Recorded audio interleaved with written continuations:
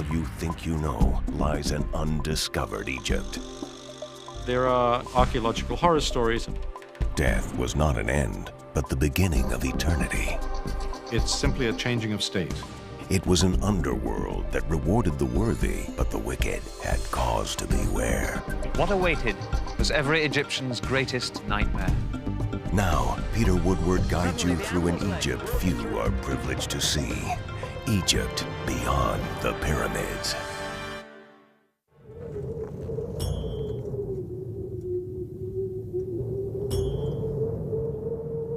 "35 centuries before the Christian era, and some 2,500 years before the Old Testament prophets, ancient Egyptians were already pondering the deepest, most mystifying subject of human existence.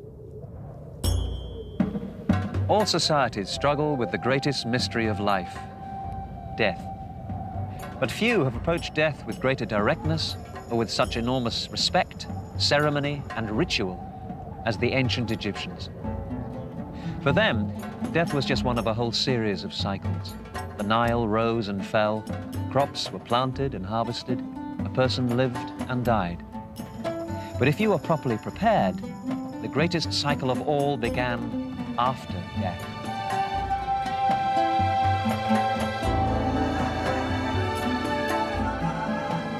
From the dawn of their history, Egyptians believed strongly in the concept of an afterlife, an existence which could continue for eternity. For these early people, death was simply a transition.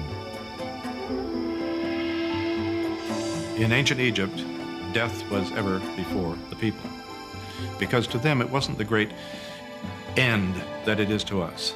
It's simply a changing of state.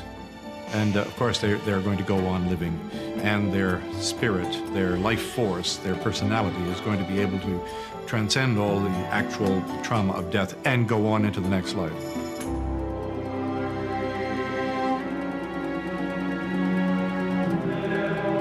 The Egyptian concept of eternal life was somewhat different than that of the Christian cultures which would follow in later centuries.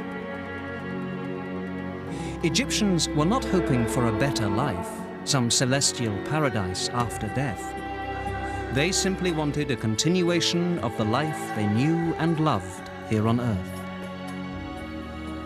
An enormous amount of energy in Egyptian society was taken up with the rituals surrounding death. In studying these ancient rites, archaeologists try to learn not only how people died, but, hopefully, more about how they lived.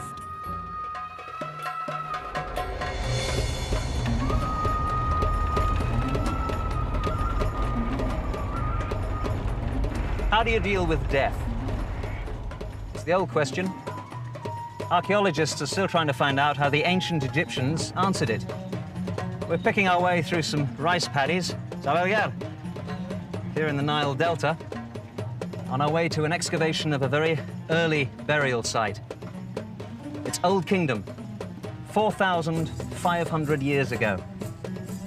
Dutch Egyptologist Willem van Haarlem is leading an international dig there. And if we don't break an axle as we go along, then we're almost there.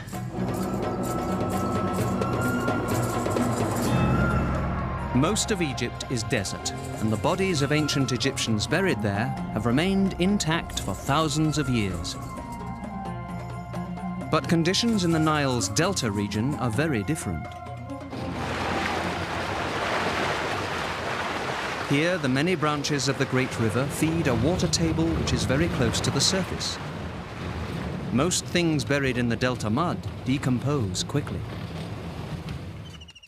I joined Willem van Haarlem at the ancient cemetery he's excavating in the delta region. For archaeologists like van Haarlem, this is a frustrating place to look for the past. Should we go and have a look at that? Yes, we can. But I was lucky enough to arrive on a day when a body from an early grave was being removed for study. Willem introduced me to Alexei Kohl, a specialist in human bones from Russia. So, Alexei, tell me what you have here. What sex is this skeleton? We know that it was a male about 25, 35 years old. And we didn't observe any trace of disease on his bones. So this was quite a healthy person? Yes, quite healthy.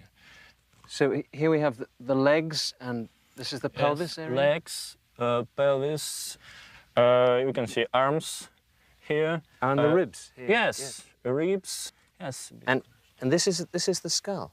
Yes, this this is the skull, and you can see the jaw here, and with the teeth.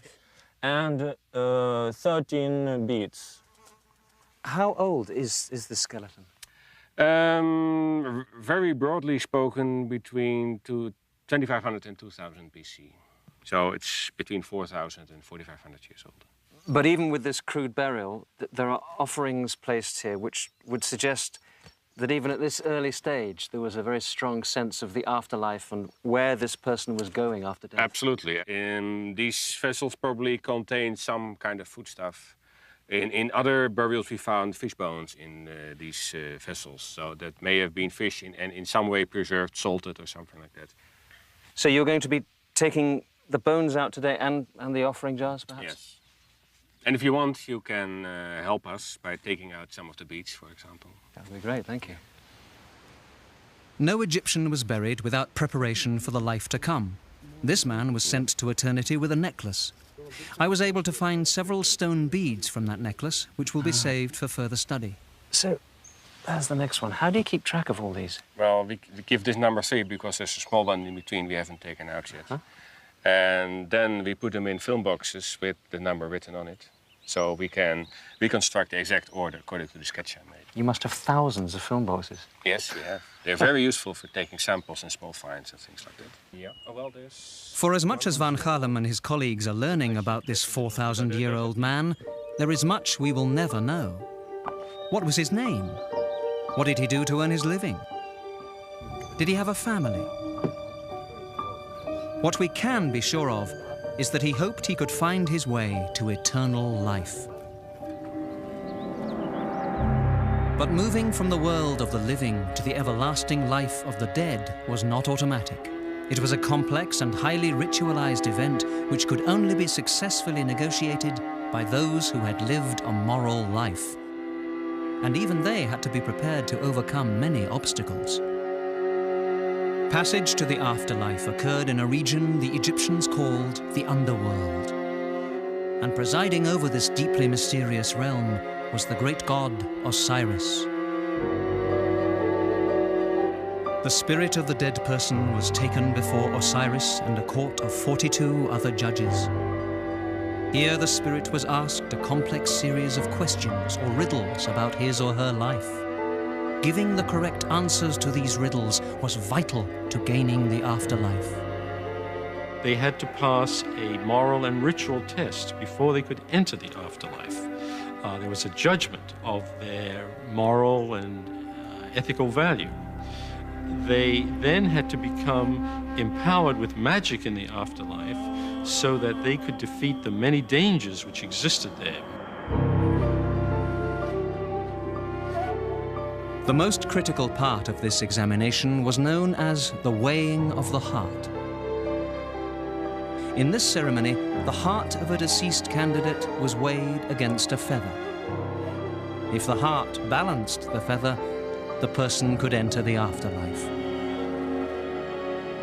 With so much riding on such tests, it was only natural the ancient Egyptians would look for help.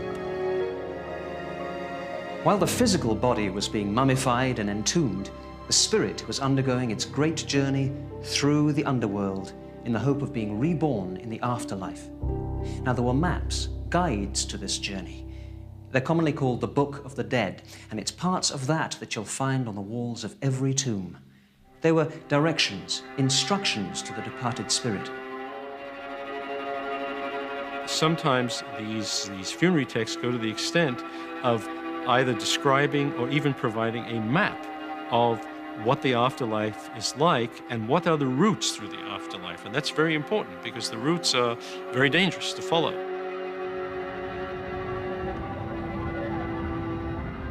For those who failed the exhaustive examination for entrance into the afterlife, what awaited was every Egyptian's greatest nightmare.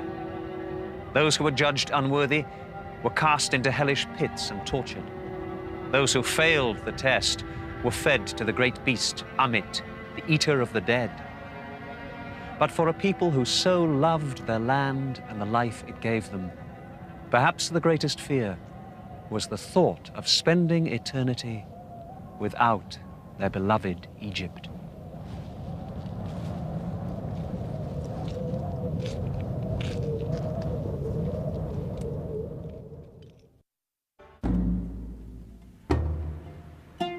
His name was Maseharti, general of the army, high priest of Amun-Re, and one of the sons of the pharaoh Pinedjem I. He suffered from severe headaches. We have some of the letters he wrote to his doctor asking for a cure. Well, maybe it didn't work, though he lived to the relatively advanced age of 52. But for all the details we know of his life, to the visitors to this museum, he is just a mummy. From the Greeks and Romans to the Hollywood screenwriters, no part of Egyptian life has more fascinated the world than mummification. And this is a very successful example, which means that as far as Maseharti is concerned, he is still alive.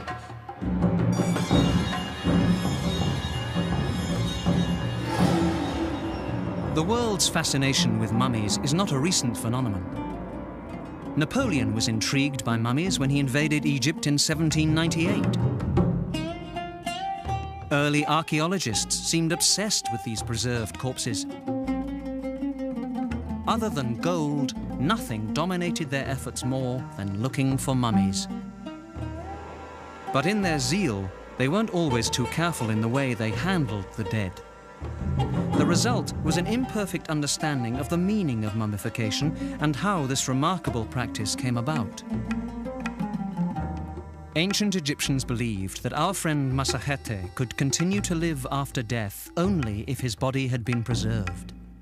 I think the fact that they did go to so much trouble makes it very clear that the actual body was going to have some continuing existence in the afterlife, and that they would be able to re-inhabit their body, and their body would be able to take on the form of a living being again. It was critical that the dead person's spirit be able to find its own body, which was the base or home for the spirit. The corpse had to be as recognizable as possible. In the earliest years of Egyptian civilization, preserving the body had been fairly easy. The dead were simply buried in shallow pit graves. The hot desert sand ensured that the body tissues dried out before the corpse could rot. But as Egypt became more sophisticated, people began to want a resting place that was more than just a pit in the sand. By 3400 BC, upper-class Egyptians were being buried in tombs above the ground. But without a bed of dry sand, their bodies decomposed. What was needed was a better method of preservation, because without the body, there would be no chance of an afterlife.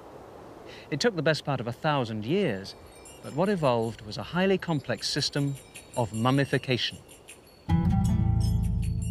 The earliest methods entailed little more than wrapping the body in linen and covering the linen with a liquid resin. But as time passed, it became apparent to Egyptians that, like all organisms, the human body's internal organs were the first to decay. By the 4th dynasty in 2600 BC, they began removing these organs, and true mummies at last appeared. The process became progressively more sophisticated until it reached its peak in the New Kingdom, some 1,500 years before the Christian era. Making a mummy began with evisceration. The brain came out in small pieces through the nose. The stomach, lungs, liver, and intestines were taken out through a small incision. Each of them was placed in a special canopic jar, just like these. These jars were then stored close to the mummy so that the spirit could recognize his or her spare parts. Not all people were mummified in the same way. Like a car buyer being offered a choice between leather or fabric seats, 6 or 8 cylinders, The family of the dead in ancient Egypt could choose what sort of mummy they wanted. Both the lower and the upper classes all hoped to preserve the body to the best of their abilities, but of course it was a matter of economics, so lower classes couldn't necessarily afford detailed mummification. There were different levels of mummification in Egypt, even though most mummification was only available to the better off people anyway. But within that group, there were less expensive and more expensive means of doing it. And obviously for a pharaoh, he would have the very best processes available. For the pharaoh's body, the act of mummification was an exacting process which lasted some 40 days. The most precious ingredients were used to anoint the body. Resins from pine and juniper trees were carried from the land of present-day Lebanon. Frankincense and myrrh were brought from today's Somalia and the Arabian Peninsula. Cinnamon and beeswax were also used to scent the corpse and seal the body. Once the body had been prepared, it was carefully wound in linen strips right down to individual fingers and toes.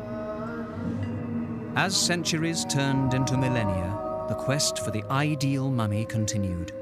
Recognition of the mummy was so critical, Egyptians sought any technique which would help to preserve the likeness of the dead. The great pharaoh Ramesses II's most obvious facial feature was his large, hooked nose. Preserving this distinctive nose required an innovative solution. Zero radiographs made in 1977 revealed that the pharaoh's nasal cavity had been filled with dozens of peppercorns to ensure the legendary nose could be recognized for eternity. In the New Kingdom, they had started inserting small onions under the eyelids because eyes are mainly water. So when you desiccate them, they all get sunken in. So for various of the royal mummies, we have small onions inserted in so that they have a nice naturalistic lump, so that it look like they're just sleeping. Painted stones also replaced eyes. Sawdust, straw, sand, and lichens were all used at various times to stuff or mold facial features into some approximation of lifetime appearance.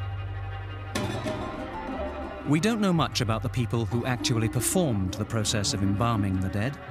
We do know that the final wrapping of the mummy was often done by priests wearing masks of the god Anubis, the deity responsible for mummification.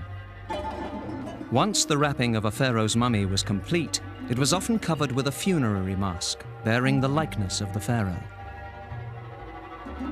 The most famous of these is the fabulous golden mask which covered the face of the New Kingdom boy king, Tutankhamun. Most experts agree that by the time the Roman Empire had taken over Egyptian civilization in the 1st century BC, the standards of mummification had changed. Although the practice remained of critical importance to Egyptians, the quality of work done by embalmers often slipped. There are, archaeological horror stories of unwrapping what looks like a perfectly viable mummy and finding that it's actually the parts of several bodies which have just been pushed together, but identified to the family as Mr. X or Mrs. Y and given to them as the body to be buried. So that it looks like that embalming became a pretty sloppy process very often. What never changed was the belief that the mummy must be identifiable to the deceased. These wonderful portraits of the dead were painted on boards and placed over the faces of mummies. They appear Roman in style, but they are in fact the faces of Egyptians. They stare out at the ages in the hope they will be granted their wish to spend eternity with their gods.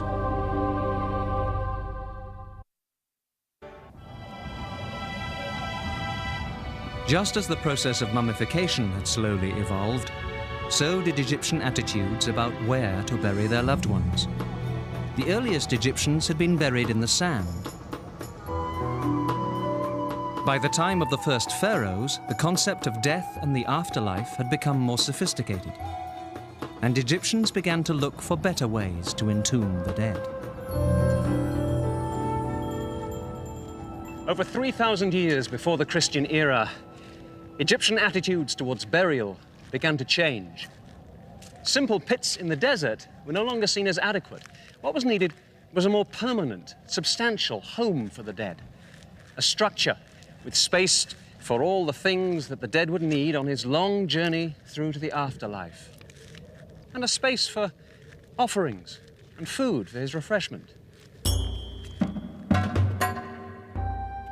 The kind of tombs which evolved are known today as mastabas. They were simple rectangular structures with a single burial chamber. Groups of mastabas became cities for the dead. As funerary practices became more complex, so did the mastaba tombs. Egyptians believed that as long as the dead was honored and his name repeated, that person remained alive. Separate chambers were added to the mastabas where friends and loved ones could pay homage to the deceased and offer prayers in his name. For Egyptians, the dead person's spirit frequently returned to the body to rest and take refreshment. So food, water, even wine was brought to the mastaba for the deceased to enjoy. Hundreds of mastabas were built here on the Giza Plateau. All around us are buried the high officials and attendants at the court of the pharaohs. Most of these tombs were excavated in the 1930s, but some remained hidden. Dr. Anne Roth of Howard University is leading a team here to explore this whole field of mastabas. They're trying to find the missing tombs and to learn more about the burial practices of the Old Kingdom. Mastaba tombs, like the one I'm sitting on, were built in the Old Kingdom period and even earlier as sort of artificial mounds that would cover the body of the dead person. And we're coming back to some tombs that were excavated mostly in the late 1930s, and trying to find out, by looking at them a little more carefully, if we can trace the activities of the people who built them, and the people who owned them, and the people who worked here as priests, and the people who visited here as tourists, and really sort of reconstruct the life in the cemetery. So this is one of the mastabas that you've been re-excavating? Not this one, actually, the one over there. Brad spent a couple days clearing off where this mastaba had fallen down over this one, and immediately when he started clearing the actual surface of the mastaba itself, he found first one burial chamber and then another. And these are unusual because they don't seem to have shafts above them. We haven't quite figured out how they got into them. They may have actually buried the people and then built the whole mastaba over the top of them. So Brad, hi, you've been busy. Yes. Tell me what you found here. Well, when we first opened the chamber, there was the top of a skull, so we knew that there was a burial here. This one is apparently a rather young woman, perhaps somewhere around 18. And we can tell that from the way that the bones have not quite completely fused. As you grow, of course, bones change. The burial here is only one of two burials that we think we've got in this tomb.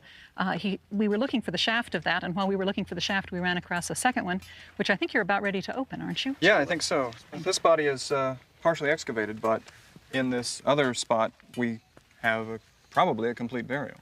It's extraordinary. May we have a look? Allison, we've got another body for you. Can you see anything down there? I can see a skull. Would that be a tibia or a leg bone? Yes, it's a leg bone. What will you do now in order to uncover the skeleton? Well, I'll do a lot of sweeping, trying to carefully not move the bones. The problem with these burials are, as you've noticed, it's a very small space. Basically, it does look disturbed. Mm-hmm. It's to say the least. Possibly female. The bones are pretty small, clearly an adult. All right, we'll have to dig it out and find out what it is, who it is. Great. Great, Mabruk. Another body. Excavating bodies is a sort of scary thing to do, actually, because they are people, and we have to remember they are people, and we try and treat them with a lot of respect. We had one body that was found with the hands underneath the head, and the head was resting, and the hands were resting on a little stone pillow. It tells you almost something about their personality, and there's a real sense of connection with these ancient people that were buried in these tombs. This is the skull of a woman who died about 4,400 years ago. She was between 30 and 39 years old, probably about 35. And so dying at that age was not uncommon. She's been kind of interesting. She has an active dental abscess. The abscess, you can see it here. It's in her left first molar, and you see these two holes here.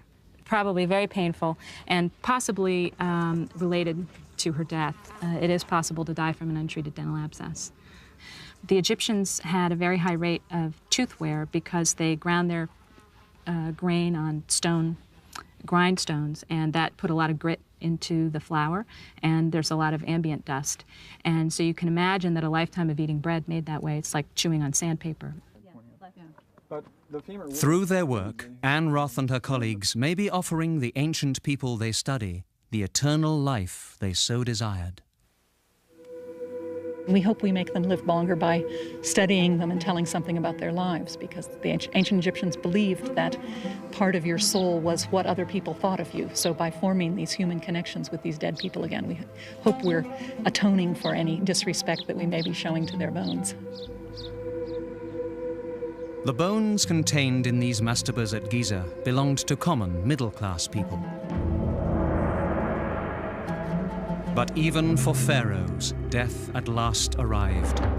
Egyptians believed that when their king passed on, he joined the great god Re to endlessly carry the sun across the sky in a celestial boat. To make sure the pharaohs had a craft at their disposal for this important journey, boats such as this were sometimes buried near the royal tombs. At first glance, this would seem to be an unlikely spot to find such a royal boat, much less a fleet of them. These huge walls are almost all that remain of a vast complex of mortuary temples. They were built in the desert near the ancient town of Abydos to honor dead kings who ruled Egypt almost 5,000 years ago. It was here in 1991 that Dr. David O'Connor of New York University's Institute of Fine Arts made a startling discovery. The first of a number of boats buried just outside these walls. New discoveries were being made even as I arrived. Matthew Adams is Associate Director of the project. He explained how these ancient vessels were first found. We noticed initially in our work there were some very unusual walls poking up out of the sand just in this area. Let me show you. I can see them, yes. Initially, we thought that these were the walls of some building.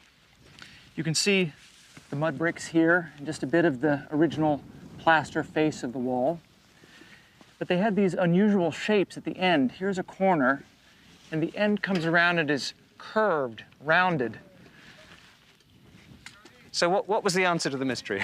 The answer to the mystery is that these walls were built to contain wooden boats. The boats were placed in a small pit, then the brickwork was built up against the outside. Each one of the boats inside these structures is filled with mud brick, and then the whole thing was capped off with a nice mud plaster. And they're actually in there now, those wooden boats? There are wooden boats inside these structures right now. And what's the boulder? The boulder, we think, is some kind of symbolic anchor to permanently or eternally moor the boats in place. That's amazing. So what you have here is walls surrounding an actual wooden boat, and this is the prow or the stern of the boat? We're not quite sure whether it's the prow or the stern, which end is the front or the back. Clear shape, though, isn't it? Very clear, yes. How long is it altogether? The longest is about 90 feet by about 10 or 12 feet wide. 90 feet? 90 feet. These would be substantial things, wouldn't they? Very substantial craft. It's a big job clearing away the tons of sand which cover these boats. After that, the plaster caps must be carefully removed, and one can begin to sense what these boats once looked like.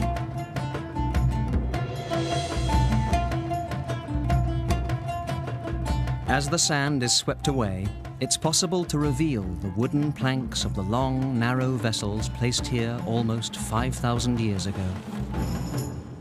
Wow, look at that. Here you actually see a number of the longitudinal planks which ran the length of the boat. You can see the spaces between them. So these planks seem to be really thick here. That's right. They're about between 2 and 3 inches thick, and we're not quite sure about the length yet. We don't have enough exposed. And what wood is this? It seems to be cedar wood from modern Lebanon. It's 1,000 miles away. That's right. So the shape of it, this would be the bottom of the hull, and then the hull would come up like this. And what's this here? This is the actual wood that's left along the sides of the hull. And these holes, is it this insects eating these holes? Or what? No, these are actual holes that were cut in the wood when the boat was constructed for the rope lashings that held the planks together. They were woven through here. Here's a set, here's another one here. Debbie, what exactly are you doing there? What are you using on that wood to keep it? Well, after the wood is exposed, we consolidate it immediately using an acrylic resin. And this is to help hold it together, to protect it from drying out more. And what's that along the side there? On the side we have some yellow pigment. You can see it here, running along here. So this would be a painted boat like you see on all those tomb reliefs? That's right. And what are you going to do with it now? Well, when we finish strengthening the wood, we intend to take the pieces out one by one for more detailed study. But there are 12 of these boats. That's right. We're only dealing with this one now. And we thought for many years that there were only 12, but we got a surprise just a few days ago. Let me show you. So you knew that there were 12 boats here? That's right. And just behind you, you see boat number 12. And until just 2 days ago, I would have sworn that there were no more than 12. But then our excavations this year showed this line of brickwork coming up, and this is boat number 13. But, I mean, there could be lots more of these. You could have hundreds of boats stretched right the way along the desert here. It's possible, yes. Basically, what you have here is an ancient marina complex. We have a royal fleet moored in the desert. Egypt's secrets are still being revealed. Not long after I left Abydos, a 14th boat was found. Together, they are the world's oldest. This royal fleet of boats, which Matthew Adams and his colleagues are trying to save, was buried near the mastaba tombs of early kings. After centuries of using the simple mastaba, burial customs had become more complex. By 2700 BC, Egypt's kings were ready to build tombs on an even greater scale.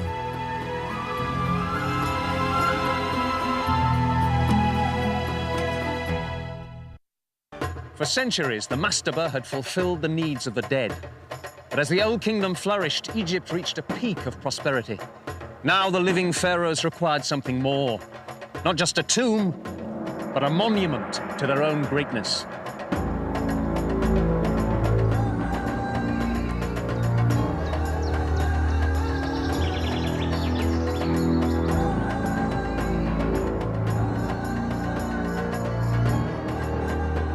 Some 2,600 years before the Christian era, Egypt's pharaohs created the greatest tombs the world has known. The largest contains almost 2.5 million limestone blocks, each weighing at least 2.5 tons. Beginning in the Old Kingdom, pyramids provided a final resting place for the pharaohs for over 900 years. But these great mausoleums consumed enormous resources.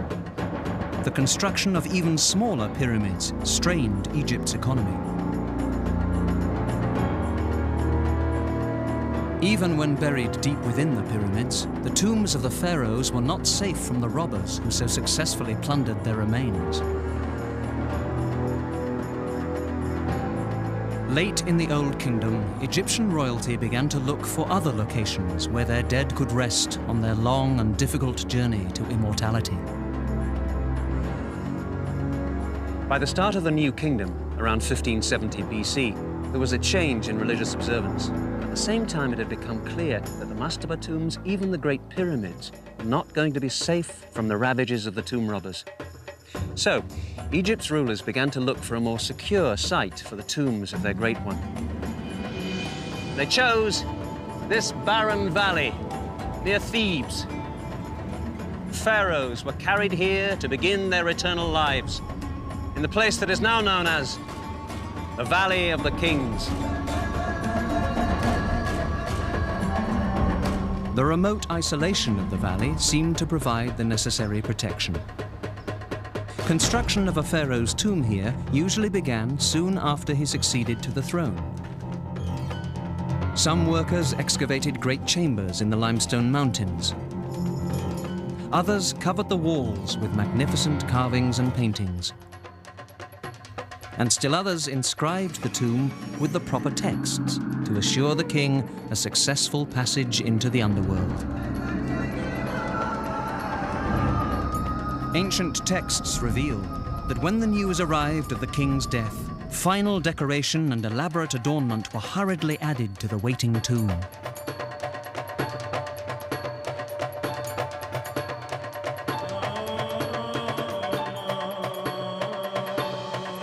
After mummification, the pharaoh's body was carried up the Nile by boat. Then an entourage of many priests and mourners accompanied the mummy as its coffin was slowly dragged up the dusty valley path to a waiting tomb.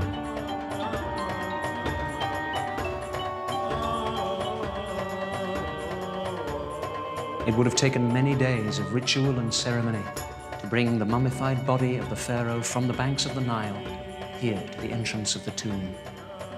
Since the day the pharaoh died, there would be frenetic activity preparing this place. Now at last, the final act of the king's life would begin. The smell of incense and the sound of chants would fill the air. Priests would lead the procession into the tomb, followed by the mourning royal family.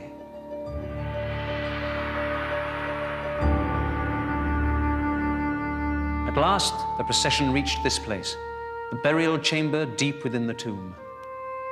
The mummy was lowered into its waiting sarcophagus, final ritual prayers were chanted, and the heavy lid was moved into place. The mourners returned to the land of the living, and the pharaoh was left in his new home for the afterlife. For over 5 centuries, the New Kingdom pharaohs buried in this valley had ruled over Egypt at the peak of its grandeur and influence. But 1,000 years before the Christian era, the power of Egypt and her kings began to fade. Other, stronger cultures took Egypt's place of power in the Near East and at last occupied her territory. Persians, Hellenistic Greeks, and finally Romans controlled the land of the pharaohs. Surprisingly, none of these invaders imposed their religions. Egyptians continued to worship the old gods, and attitudes about death remained remarkably unchanged, a fact dramatically illustrated by a recent discovery.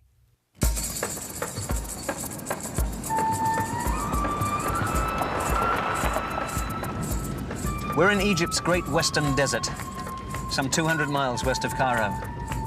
It's not a place for a flat tire. It's over 100 degrees out there. Driving across this place, it seems impossible to believe there's anything between here and the Libyan border except heat and lots of rock and sand. That's not quite true. There are certain places where depressions in the desert floor make it possible to reach down and tap vast supplies of water. The result is 5 lush oases. We're driving towards one now, Bahariya, where the Egyptian archaeologist Zahi Hawass is overseeing work on an incredible discovery. When Egypt was part of the Roman Empire, the vast oasis of Bahariya was a thriving community of 10,000 people. The oasis in the 5th century BC was famous for its dates and wine. Today, it is famous for a donkey accident. In 1996, a workman was riding his donkey here in the Bahariya oasis. Suddenly, the animal's leg broke through the crust of the desert floor. There was a hole He looked in it, and there were mummies, lots of them. They were the first of what may prove to be the greatest cache of mummies ever found. Almost 4,000 years after the ritual of mummification began, these mummies look a bit different than earlier examples. Most have no coffin. Instead, their faces are covered with a papier-mâché-like mask called cartonnage. But the importance Egyptians placed on preserving the body for the afterlife was unchanged. The gilded cartonnage of these faces has given this place its name: the Valley of the Golden Mummies.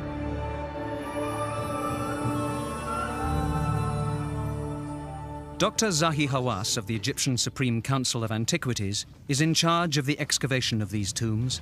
He gave me a tour of the work that has been done so far. So, Doctor, which tomb is this? This is the latest tomb that we discovered here in the Valley of the Golden Mummies. In this tomb only, we discovered 41 mummies. There's an amazing number of is. mummies here. I've never seen so many mummies. Yeah, but what's interesting that if you look at this type of mummies here, you can see at least 3 different types of mummies. You can, if you look at the one that has a face that covered with gold, and this is the mummy that completely wrapped with linen only. It's beautiful, isn't it, the way that's done? Yes. Extraordinary work. And this mummy, what's we call covered with cartonnage. And you can see here the scenes of gods and goddesses on them. And look at this, a child. We took one child like this for X-ray. But this is, I believe, a child within the age of maybe, you can say, 2 years maximum. And this is beautiful. It is, and it is in a very good condition. This is why I'm telling you that it is wrong that the people should say that the mummification in the Roman period was deteriorated. That's not true. It is in a very good condition. And I believe that this mummy in the middle here, that this man could be the head of the house. Oh, that's why he's in the middle. The head of the family. Because he's buried in the center of the room, and they put him in a kind of a high level of a stage. And this is why I believe that he's the head of the whole family. It's very moving that a family should be buried together like Exactly. this. Is it the same in the other tombs? Each mummy is different from the other mummy. And each mummy tells us a story about the people. And let us go.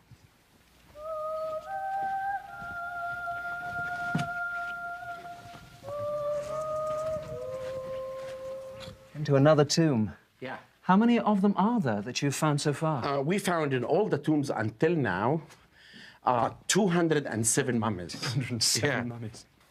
In this section here, if you look at this mummy, really, you know how they inlaid the eyes here?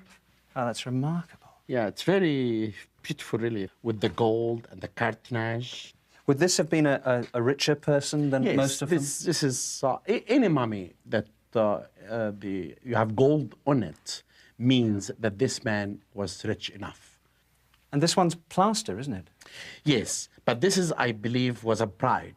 She died before she get married. Oh, I see. And I believe that her family put the makeup on the lips and on these sides, and then she can get married in the afterlife. And how many more tombs like this do you think you're going to find here? I believe that I will spend all my life excavating, revealing secrets from the mummies, and revealing lots of stories about the life of the people here. And I said many times that at least we'll discover 10,000 mummies, and I call it the Valley of the Golden Mummies.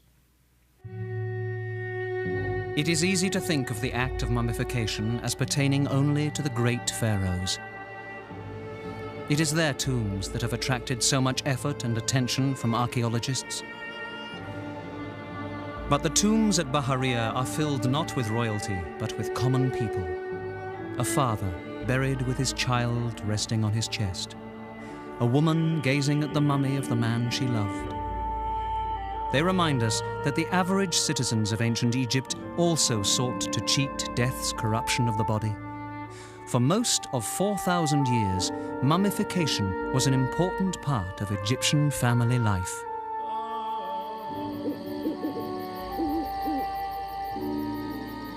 The Egyptian family's pain at the death of a loved one was just as real as ours would be. And even while they grieved, they knew that the deceased was at that very moment struggling to survive their great journey through the underworld. Meanwhile, the family had to embark on a long series of rituals and celebrations. The body itself must be mummified to receive the spirit after death. For every family, this was a huge effort and expense. Why did they do it? This was not some morbid obsession. They did it because they cared so much. Mummification was a huge act of love. They absolutely believed that death was not the end of life, but the beginning of eternity.